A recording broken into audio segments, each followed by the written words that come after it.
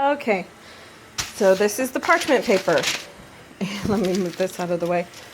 These are the cakes. They're finished. And right now I'm about to flip them out onto the parchment paper. Well, onto my cake board, you see, and parchment paper, and I'll show you each step. But what you want to get to do is cut this into sections about 3 fingers wide. And you'll need 4 strips. So I'm going to do that real quick and show you what to do with it when I'm finished. Okay, this is the strips I'll be using. This is just regular old parchment paper. And what you're going to do before, I got a little ahead of myself, but you're going to lay this across the board like this after you put your coat of buttercream on the bottom. And, well, not all the way to the edges, okay, just in the center to hold the cake in place. If you're using a plate, it doesn't really matter, but this comes in handy. This is more of a protectant barrier in between whatever plate you're using and whatever cake board you're using, so the icing doesn't get on the bottom, because the next few steps are going to be very messy. So you just lay it like so, put one here, and overlap them, okay? It only has to go in about maybe an inch, inch and a half, just enough to cover the outside edges, and when you're finished icing the cake, you just pull them out from under it, and it'll look very pretty. So that's one step you'll need to learn. Okay, here's for the buttercream. Let me set this to the side. Alright, that's 1 stick of butter. Sweet cream, you can use unsalted if you're worried about salt. I like the salted kind. It kind of gives the icing a little better flavor. But 1 stick. This is for the heavy, thicker buttercream. It's used for damming, and I'll show you what that is in the next few steps. Well, more than a few. But 1 stick of butter, real butter. You can't use margarine because it will not turn out, and it'll be very oily in flavor, and it won't crust as well. Okay, for this step, you'll need butter, shortening, vegetable shortening, which sounds like a weird mix, but trust me, it turns out amazing. And powdered sugar. If you notice, I use a lot of Walmart brand. It doesn't really make a difference. And vanilla.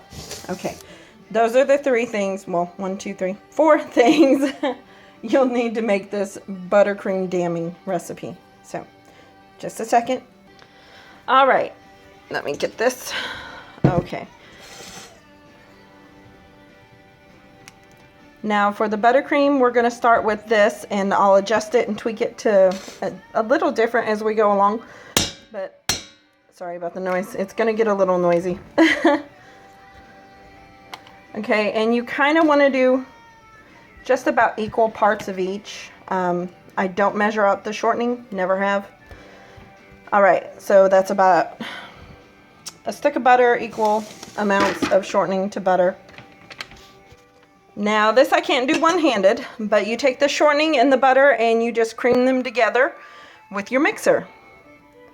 Okay, and you want to do it, start it off on low to medium speed and then turn it full blast on high. Use a rubber spatula to scrape down the sides and put it back in, and use your finger to scrape it all off, and then just keep mixing until it's really fluffy, and I'll show you at the end what it should look like. Now if you can see, it's pretty fluffy and really creamed together. And that's your start for your chocolate buttercream dam.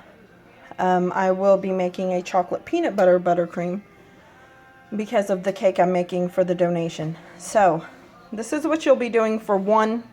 It's a 2-layer cake. The one I'm making is 3, so I'm actually going to have to add more to this now. But I will show you step by step how to do it. So with this right here, you're finished. The next thing you'll add is around 3 to 4 tablespoons of cocoa powder, 1.5 to 2 teaspoons vanilla, and you add powdered sugar till it gets to a really thick consistency, and you'll see as the video goes along.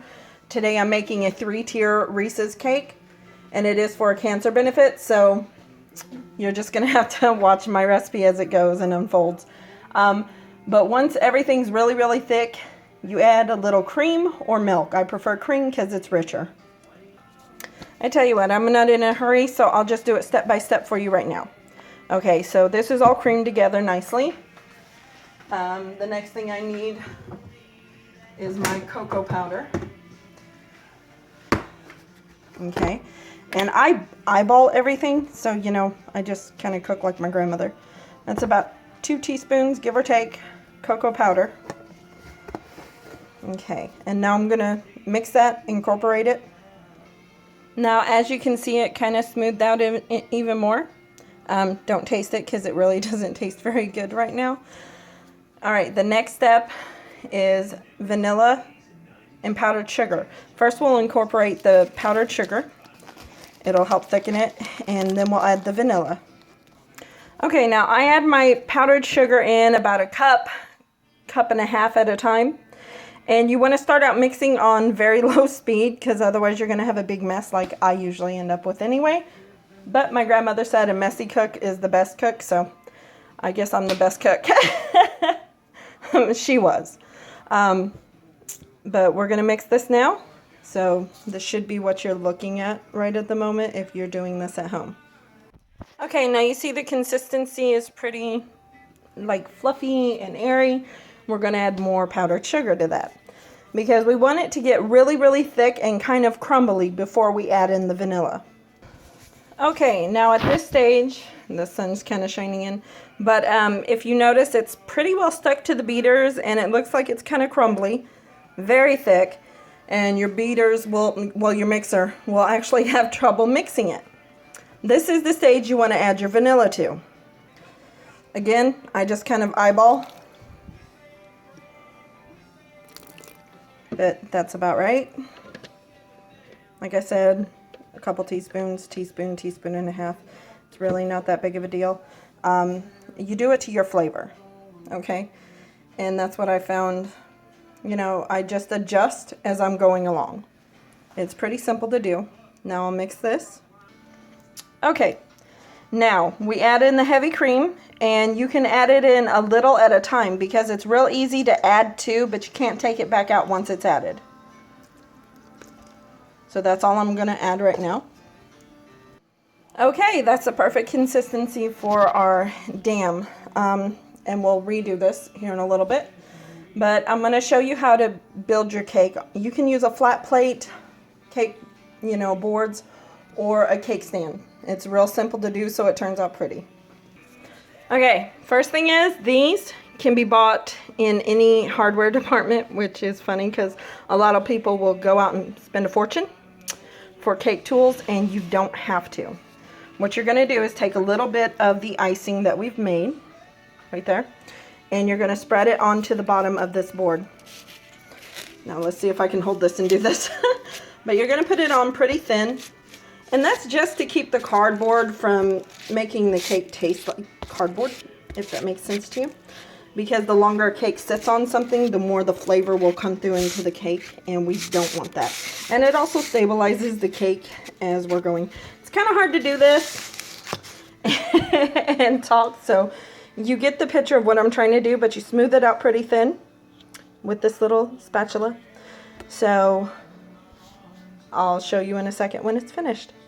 Okay, now that's finished. This sun is in the way pretty good. That's finished right now. Nice and smoothed out. And I'm going to flip the cake on top of it. I always put the top side of my cake down first. It just makes for a nice flat even surface when I'm filling the cakes. So we'll do that next. Okay, before we do the cake, I'm just showing you step by step. This is the parchment paper. As you can see, I will be placing these across, just as long as they overlap, because you do not want to make a mess on your cake board, because it looks much prettier when it's finished. Alright, so you get the picture. Just spread them across, and the icing kind of helps hold them down until you're finished. Okay? Alright, this is what the cake will look like once it's out of the oven, and you flip it over into your hand. Once it's cooled, I use a cooling rack right there, which you can actually pick these up with a large cookie sheet underneath. My husband had this for jerky and everything, but I kind of took over and I use it for baking. So this is my cooling rack. They're fairly cheap at Walmart and other stores. Nothing fancy. And then let's see. You just peel this back.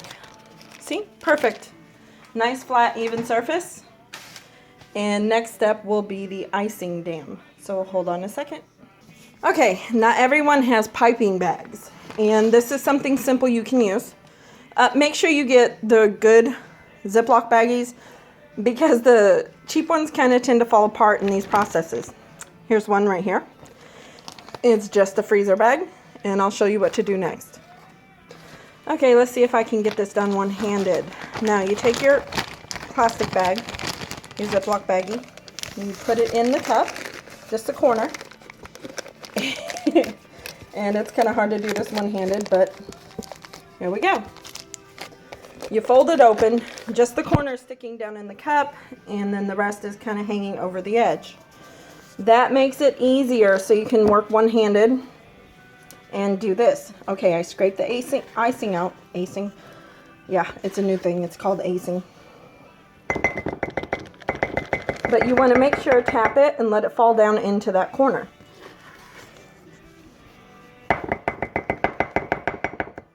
Notice this is a very thick icing. Like I said, it's for damming. And this should be enough. Scrape it down in there. Okay. Now then, we will lift this up around the edges. If you can see me doing that here. See, there's a pocket of air. Don't worry about that. That's fine. I can't do this in this step. All right. You take your scissors. And you want to clip off the end, just a small space up. If you can see, it's just a tiny bit. And it leaves a hole. If you can see. Okay. Now this really thick icing is going around the edge. But come in about, I'd say 1/4 of an inch. Go very slowly, piping it.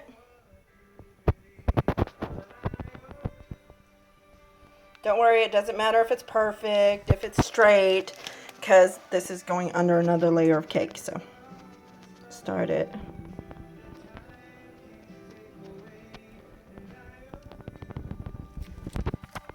The arthritis in my hand, you know, I have to take breaks when I'm doing these.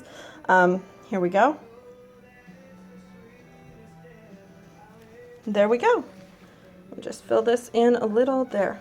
And if you can see, it's back away from the edge of the cake a little. And then that whole area is open. And that's actually for the buttercream chocolate icing that we're going to make next. All right, now you might be asking why this step is very important. Well, as you can see, it's a very thick icing.